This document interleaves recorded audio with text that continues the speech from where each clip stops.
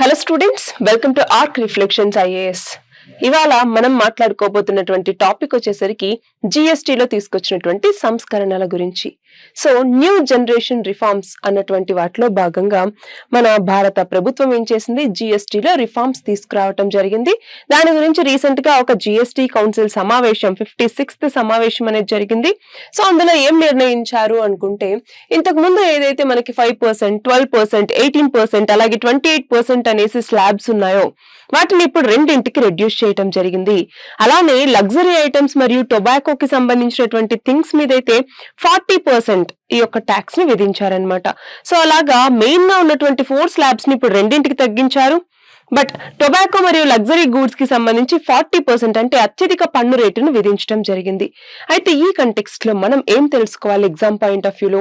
అసలు జిఎస్టీ ఏంటి, జిఎస్టీ ఎందుకోసం తీసుకురాబడింది, జిఎస్టీలో ఎలాంటి రకాలు ఉన్నాయి, అలాగే జిఎస్టీకి సంబంధించినటువంటి ఉపయోగాలేంటి, ఇప్పుడు ఈ జిఎస్టీ 2.0 ఏవైతే సంస్కరణలు తీసుకువచ్చారో దాని కింద 7 పిల్లర్స్ ఉన్నాయి అన్నట్టుగా చెప్పుకుంటున్నాం.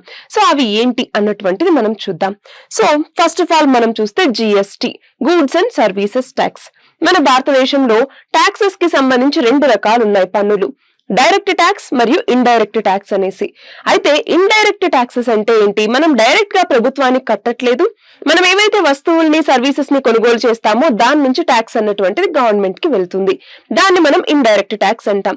అలా ఆల్మోస్ట్ ఉన్నటువంటి ఒక 18 రకాల ట్యాక్సెస్ అన్నింటినీ కలిపి ఒకే పన్ను అన్నటువంటి విధానం కింద, అంటే ఒక దేశంలో ఒక పన్ను అన్నటువంటిది ఉండాలి అన్నట్టుగా వన్ నేషన్ వన్ ట్యాక్స్, ఒకే దేశం ఒకే పన్ను అన్నటువంటి విధానం కింద GST, goods and services tax ని తీసుకురావటం జరిగింది. సో దీని వల్ల ఏమవుతుంది అంటే చూడండి, ప్రాఫిటబిలిటీ అన్నటువంటిది పెరుగుతుంది స్టేట్స్ కి. సో ఈ వస్తువుల మీద ఇంత పన్ను అనేసి స్పెసిఫిక్ గా ఉంటుంది కాబట్టి, అలానే ట్యాక్స్ స్ట్రక్చర్ లో ఒక యూనిఫార్మిటీని తీసుకురావటం కోసం, అలాగే ట్రాన్స్పరెన్సీ అన్నటువంటిది మరింత ఎన్హాన్స్ అవటానికి ఇది ఉపయోగపడుతుంది, టాక్సేషన్ ని సింప్లిఫై చేయడానికి ఉపయోగపడుతుంది. సో మల్టిపుల్ ట్యాక్సెస్ అన్నటువంటివి మనకి చాలా ఇబ్బందికి గురి చేస్తుంటాయి, దాని ప్లేస్ లో ఇలా ఒక సింపుల్ ట్యాక్స్ ని తీసుకురావటం. అలానే క్యాస్కేడింగ్ ఎఫెక్ట్ అంటే ఏంటి, మళ్ళీ ట్యాక్స్లు ఒకే దాని మీద పే చేయాల్సినటువంటి అవసరం అన్నటువంటిది లేకుండా ఈ జిఎస్టీని తీసుకొచ్చారు. అలాగే ఈజీగా కాంప్లైన్స్ అన్నటువంటిది, అంటే మనం ఏదైతే జిఎస్టీ రిఫండ్స్ లాంటివి క్లెయిమ్ చేసుకుంటామో అవన్నీ కూడా సింపుల్ గా అయ్యేందుకు ఇది చాలా ఉపయోగపడుతుంది. అయితే జిఎస్టీకి సంబంధించి చూస్తే మొదటగా ఎప్పటి నుంచో ఈ జిఎస్టీని ఇంట్రడ్యూస్ చేయాలి అన్నటువంటి టాక్స్ నడుస్తూనే ఉన్నాయి. అయితే చూడండి, 2006లో జిఎస్టీని 2010 కల్లా తీసుకురావాలి అనుకున్నారు. తర్వాత 2009లో ఫస్ట్ డిస్కషన్ పేపర్ అన్నటువంటిది రిలీజ్ చేశారు. ఆ తర్వాత 2011లో చూడండి 115వ అమెండ్మెంట్ బిల్ ని ఇంట్రడ్యూస్ చేశారు, కానీ ఇది పాస్ అవ్వలేదు. తర్వాత 2013లో దీనికి సంబంధించి 3 కమిటీస్ అన్నటువంటి ఫామ్ చేశారు. ఆ తర్వాత మళ్ళీ 2014లో 122వ అమెండ్మెంట్ బిల్ అన్నటువంటిది ఇంట్రడ్యూస్ చేశారు. 2014లో ఇంట్రడ్యూస్ చేస్తే అది 2016లో ఈ బిల్ అన్నటువంటిది పాస్ అయింది. సో దీనికి సంబంధించినటువంటి చట్టం 2016లో వచ్చింది, కానీ ఈ చట్టం అన్నటువంటిది, గూడ్స్ అండ్ సర్వీసెస్ ట్యాక్స్ చట్టం అన్నటువంటిది ఎప్పటి నుంచి అమల్లోకి వచ్చింది అంటే 2017వ సంవత్సరం నుంచి. GST act, goods and services tax act అన్నటువంటిది ఏ సంవత్సరం నుంచి అమల్లోకి వచ్చింది అంటే 2017వ సంవత్సరం, అది కూడా జూలై 1వ తేదీ నుంచి. అందుకే మనం జూలై 1ని ఇప్పటికీ కూడా ప్రతి సంవత్సరం GST day, goods and services tax day అనేసి జరుపుకుంటాం.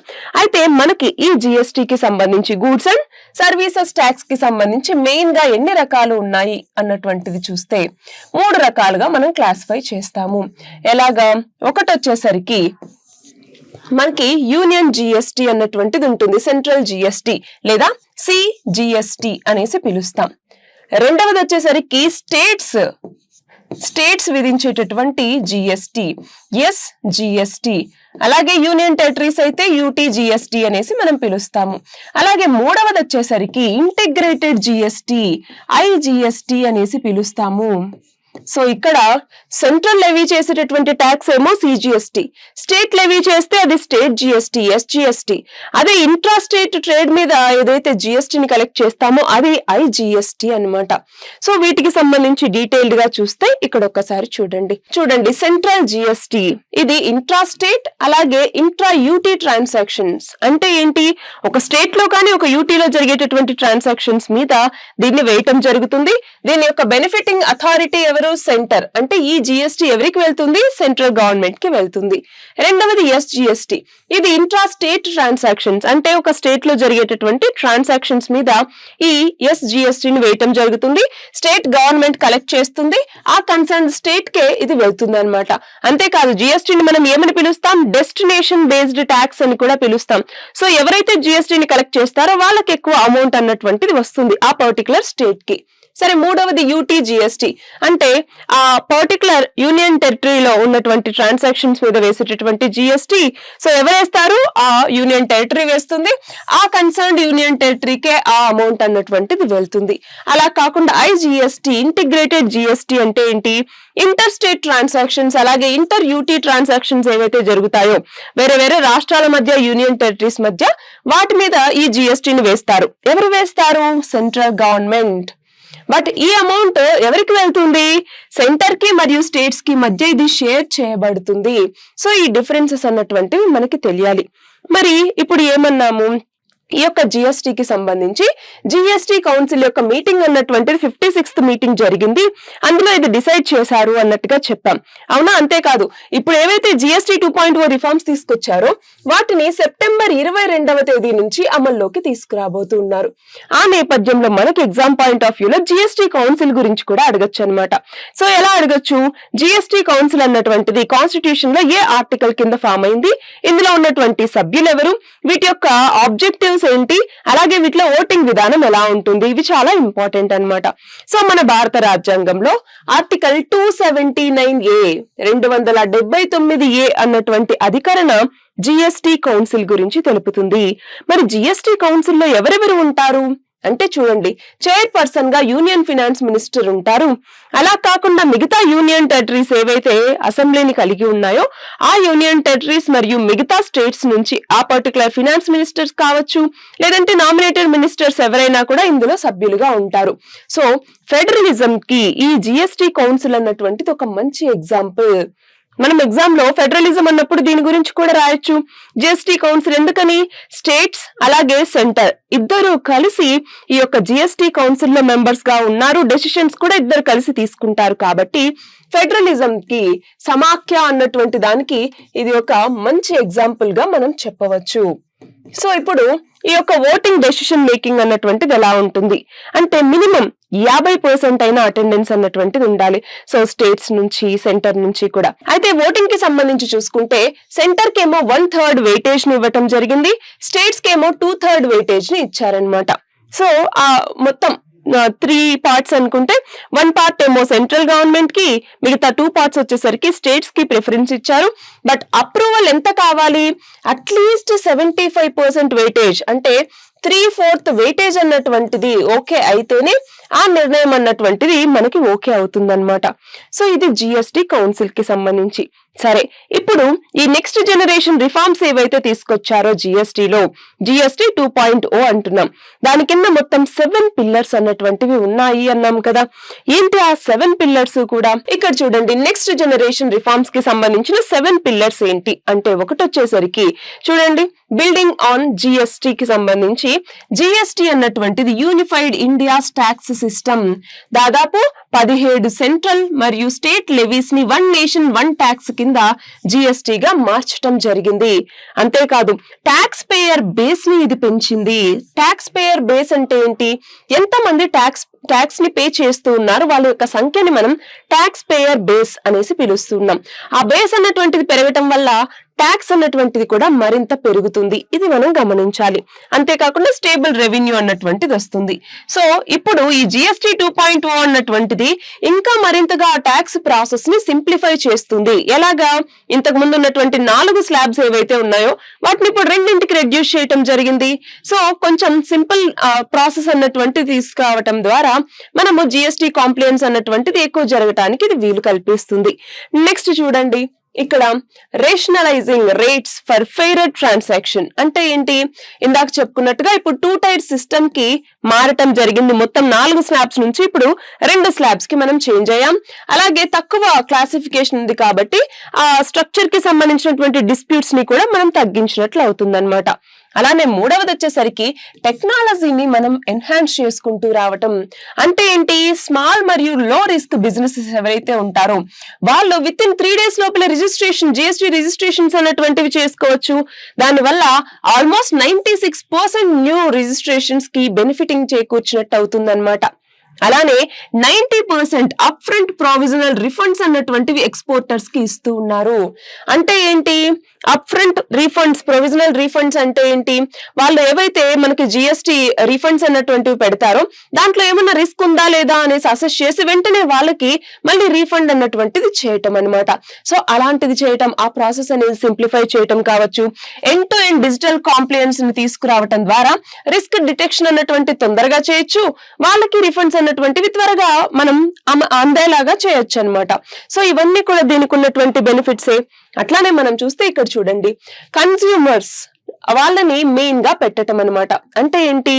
ఇప్పుడు ఎవరైతే ప్రజలు ఎసెన్షియల్ గూడ్స్ ని వాడుతూ ఉన్నారో ఆ ఎసెన్షియల్ గూడ్స్ ని 5% బ్రాకెట్ కింద పెట్టడం. అలా కాకుండా కొన్ని లగ్జరీ కార్స్ కావచ్చు, అలాగే అప్లయన్సెస్ కావచ్చు, వీటన్నింటినీ మనం చూస్తే 18% లోకి తీసుకురావటం ద్వారా, అంటే ఇన్ఫ్రాస్ట్రక్చర్ కి సంబంధించినవి కావచ్చు, వీటన్నింటినీ 18% కింద ఉంచారనమాట. సో ఇలా 2 స్లాబుల్లో ఈ కాంప్లైంట్స్ ని ఈజీగా చేయటం జరిగింది. అలానే ఇక్కడ చూడండి, ఎంఎస్ఎంఈ మ్యానుఫ్యాక్చరింగ్ రంగానికి కూడా ఇది ఎంతగానో ఉపయోగపడుతుంది. ఎందుకని ఇందాక ఇన్ఫ్రాస్ట్రక్చర్ వీటికి సంబంధించినటువంటి థింగ్స్ ని కూడా 18% జిఎస్టీ కింద పెట్టామని. సో ఇంతకుముందు 28% ఉండేది, ఇప్పుడు 18% కి తగ్గించాం. సో అక్కడ వాళ్ళకి ఆ ట్యాక్స్ అన్నటువంటిది, ఆ మనీ అన్నటువంటిది మిగులుతుంది. నెక్స్ట్ థింగ్, ఇక్కడ ఇన్వర్టర్ డ్యూటీ స్ట్రక్చర్ ని ఫిక్స్ చేయటం. అంటే ఏంటి? ఇక్కడ ఫర్ ఎగ్జాంపుల్ ఇప్పుడు ఒక ఫ్యాబ్రిక్ ఉంది, క్లాత్ తీసుకోవటానికి మనం ఒక ఫ్యాబ్రిక్ తీసుకున్నాం అనుకోండి, ఆ ఫ్యాబ్రిక్ మీద 18% జిఎస్టీ అన్నటువంటిది పే చేస్తూ ఉన్నాము. బట్ ఫైనల్ గా మనకు వచ్చే అవుట్పుట్ ఏదైతే ఉంటుందో, అంటే టోటల్ డ్రెస్ ఏదైతే ఉంటుందో దాని మీద 5% మాత్రమే మనం ట్యాక్స్ అన్నటువంటిది పే చేస్తూ ఉన్నాం అనుకోండి, దాన్ని మనం ఏమని పిలుస్తాం? ఇన్వర్టర్ డ్యూటీ స్ట్రక్చర్ అనేసి పిలుస్తాం అనమాట. సో దీన్ని ఇన్వర్టర్ డ్యూటీ స్ట్రక్చర్ ఏదైతే ఉందో దీన్ని ఇప్పుడు ఫిక్స్ చేయటం ద్వారా ఏమవుతుంది? మనకి క్యాష్ ఫ్లో ప్రాబ్లమ్స్ అన్నటువంటివి స్మాల్ మ్యానుఫ్యాక్చరర్స్ దగ్గర నుంచి తగ్గుతాయి. సో అదొకటి. అలానే తక్కువ రేట్స్ ని తీసుకురావటం, సింప్లిఫై చేయటం వల్ల మేక్ ఇన్ ఇండియా కావచ్చు, అలాగే లోకల్ ప్రొడక్షన్ కావచ్చు, వీటన్నింటికి ఎంకరేజ్మెంట్ ఇచ్చినట్టు ఉంటుంది. అట్లానే ఈజీ కాంప్లైంట్స్ తీసుకురావటం ద్వారా ఫాస్టర్ గా వాళ్ళకి రిఫండ్స్ అన్నటువంటివి ఇవ్వచ్చు. అలాగే రూల్స్ ని సింప్లిఫై చేయటం ద్వారా బిజినెస్ అన్నటువంటిది మరింత గ్రో అవటానికి కూడా మనకి ఛాన్స్ అన్నటువంటిది ఉంది. మరి ఇక్కడ చూడండి, ఏదైతే మనకి స్టేట్స్ అన్నటువంటివి రెవెన్యూ ఇప్పుడు పొందుతూ ఉన్నాయో జిఎస్టీ కింద, ఇప్పుడు ఈ సింపుల్ విధానాన్ని తీసుకురావటం ద్వారా కన్జంప్షన్ అన్నటువంటిది మరింత పెరిగితే అప్పుడు ఆ స్టేట్స్ కి ఆ ట్యాక్స్ అన్నటువంటిది కూడా మరింతగా వస్తుంది. సో ట్యాక్స్ ఏదైతే ఇప్పుడు ఆ రాష్ట్రాలు పొందుతూ ఉన్నాయో వాటిని మరింత పెంచడం అన్నటువంటిది కూడా లక్ష్యము. స్ట్రాంగ్ ఫిజికల్ ఫెడరలిజం అన్నటువంటిది మనం ఎన్ష్యూర్ చేయవచ్చు. అట్లానే ఈ కన్సంప్షన్ ని పెంచుకోవచ్చు, డిమాండ్ ని పెంచుకోవటం ద్వారా, అంటే తక్కువ ట్యాక్స్ అన్నటువంటిది పడుతుంది కాబట్టి రేట్ అన్నటువంటిది మనకు తక్కువ వస్తే దాని మీద డిమాండ్ పెరుగుతుంది. అలాగే కన్సంప్షన్ అన్నటువంటిది పెరగటం ద్వారా ఎక్కువ ట్యాక్స్ అన్నటువంటిది ఆ స్టేట్ కి అన్నటువంటిది వస్తుంది. అట్లానే ఇక్కడ చూడండి, ఎకానమీని మరింత అభివృద్ధి చెందించడానికి కూడా, ఎందుకని మనం తక్కువ ట్యాక్స్ అన్నటువంటిది వేసామంటే ఎదుటి వాళ్ళు ఎక్కువ కొనడం స్టార్ట్ చేస్తారు. సో వాళ్ళ యొక్క స్పెండింగ్ అన్నటువంటిది పెరుగుతుంది, అలానే కన్సంప్షన్ పెరుగుతుంది, ఎకానమీ కూడా బూస్ట్ అవుతుంది. ఎలాగా అంటే ఫర్ ఎగ్జాంపుల్ ఇప్పుడు ట్యాక్స్ అన్నటువంటి తగ్గించామనుకోండి, దానివల్ల ఒక వస్తువు యొక్క రేట్ కొంచెం వరకు తగ్గితే దానికి డిమాండ్ పెరుగుతుంది. అంటే అక్కడ కన్సంప్షన్ పెరిగే కొద్దీ దానికి డిమాండ్ పెరుగుతుంది. డిమాండ్ పెరిగితే దాన్ని మళ్ళీ ప్రొడ్యూస్ చేయాల్సిన అవసరం వస్తుంది. సో దాన్ని ప్రొడ్యూస్ చేయాలి అంటే ఒక కంపెనీ ఎక్కువ ఎంప్లాయీస్ ని రిక్రూట్ చేసుకోవాల్సి ఉంటుంది. సో మళ్ళీ వాళ్ళకి సాలరీస్ అన్నటువంటి ఉంటాయి, వాళ్ళ కన్సంప్షన్ పెరుగుతుంది. సో ఇలా ఒక సైక్లికల్ ఎకానమీ అన్నటువంటిది ఇక్కడ మనకి క్రియేట్ అవుతుందన్నమాట. అలాగే ఈ ప్రైసెస్ అన్నటువంటివి అప్లయన్సెస్ వీటి మీద తగ్గించడం ద్వారా, కార్లు, ఎలక్ట్రానిక్స్ వీటిని తగ్గించడం ద్వారా వాటి యొక్క కన్సంప్షన్ అన్నటువంటిది కూడా పెరుగుతుంది. అంతేనా? నెక్స్ట్ చూడండి, ఏదైతే స్టేట్స్ కి ఇప్పుడు జిఎస్టీ ద్వారా రెవెన్యూ వస్తుందో దీన్ని మనం పెంచవచ్చు. అంతేకాదు ఇప్పుడు స్టేట్స్ యొక్క రోల్ అన్నటువంటిది కూడా ఇక్కడ ఉంది కాబట్టి సస్టైనబుల్ రెవెన్యూ గ్రోత్ ఉండటం ద్వారా ఫిస్కల్ ఫెడరలిజం అన్నటువంటి దాన్ని కూడా స్ట్రెంథెన్ చేయడానికి మనకు ఉపయోగపడుతుంది. రెండవది, ఇప్పుడు ఈ టాక్సెస్ ని తగ్గించడం ద్వారా ఏమవుతుంది, కన్సంప్షన్ పెరిగితే ఆ స్టేట్ కి ఆ జిఎస్టీ ఏదైతే వస్తుందో అది ఎక్కువ పెరుగుతుంది, అంటే ఎక్కువ మొత్తంలో వస్తుంది కాబట్టి టాక్సెస్ అన్నటువంటివి కూడా ఆ స్టేట్ కి ఎక్కువ వెళ్తాయి. అలాగే చివరిగా మనం చూస్తే కన్సంప్షన్ పెరుగుతుంది, అలాగే మన యొక్క ఎకానమీ గ్రోత్ కి కూడా ఇది ఉపయోగపడుతుంది. ఎలాగా అంటే ఫర్ ఎగ్జాంపుల్ ఇప్పుడు ఇక్కడ చూడండి, టాక్సెస్ అన్నటువంటివి తగ్గించడం ద్వారా స్పెండింగ్ అన్నటువంటిది పెరుగుతుంది, అంటే కన్సంప్షన్ అన్నటువంటిది పెరుగుతుంది. సో కన్సంప్షన్ పెరిగితే ఏమవుతుంది, డిమాండ్ అన్నటువంటిది పెరుగుతుంది ఆ వస్తువుకి. సో డిమాండ్ పెరుగుతుంది అంటే ప్రొడ్యూసర్ ఎవరైతే ఉంటారో అతను వాటిని ఎక్కువ ఉత్పత్తి చేయాల్సి ఉంటుంది. దానికోసం కావాల్సినటువంటి ఇన్ఫ్రాస్ట్రక్చర్ ఏర్పాటు చేసుకోవాలి, అలాగే ఎంప్లాయ్మెంట్ ఆపర్చునిటీస్ కల్పించాలి. అవునా? అప్పుడు ఆ ఎంప్లాయీస్ ఎవరైతే ఉంటారో వాళ్ళ చేతుల్లోకి కూడా మనీ అన్నటువంటిది వస్తుంది. సో వాళ్ళు మళ్ళీ కన్సంప్షన్ చేస్తారు. సో ఇలా ఒక సైక్లికల్ ఎకానమీ అన్నటువంటిది అక్కడ క్రియేట్ అవుతుంది. అంతేకాదు ఇక్కడ చూడండి, ఇప్పుడు అప్లయన్సెస్, కార్స్, ఎలక్ట్రానిక్స్ వీటన్నింటి మీద కూడా జిఎస్టీ రెడ్యూస్ చేస్తే ఏమవుతుంది, ప్రైసెస్ అన్నటువంటివి కొంతవరకు తగ్గుతాయి. సో వీటికి డిమాండ్ అన్నటువంటిది పెరుగుతుంది, దానివల్ల మ్యానుఫ్యాక్చరింగ్ అన్నటువంటిది కూడా ఇంక్రీజ్ అవుతుంది. సో ఇప్పుడు ఈ జిఎస్టీ రిఫార్మ్స్ ఏవైతే తీసుకురావటం జరిగిందో దీని ద్వారా మన సమాజంలో ఉండేటటువంటి ప్రతి ఒక్కళ్ళకి కూడా దీని యొక్క ఫలితాలు అందాలి అన్నటువంటిది లక్ష్యం అన్నమాట. సో ఇక్కడ ఈ క్వశ్చన్ కి మీరు ఆన్సర్ చేయండి. Which of the following products are outside the purview of GST? GST కిందకి రానటువంటి ప్రోడక్ట్స్ ఏంటి? ఒకటి, ఆల్కహాల్ ఫర్ హ్యూమన్ కన్సంప్షన్, ఇది జిఎస్టీ కిందికి వస్తుందా రాదా? రెండవది, పెట్రోలియం ప్రోడక్ట్స్ అన్నటువంటివి జిఎస్టీ కిందికి వస్తాయా లేదా? అంటే ఈ జిఎస్టీ పర్వ్యూలో ఉన్నటువంటివి అన్నమాట. మూడవది, మెడిసిన్స్ అన్నటువంటివి వస్తాయా? అలాగే ఎలక్ట్రిసిటీ. సో వీటిలో ఏది జిఎస్టీ పర్వ్యూ కిందికి రాదు అన్నటువంటిది మీరు కామెంట్ సెక్షన్ లో చెప్పండి, నేను మీకు ఎక్స్ప్లెనేషన్ అన్నటువంటిది ఇస్తాను. సో ఇది ఇవాల్టి మన article. All the very best and thank you very much.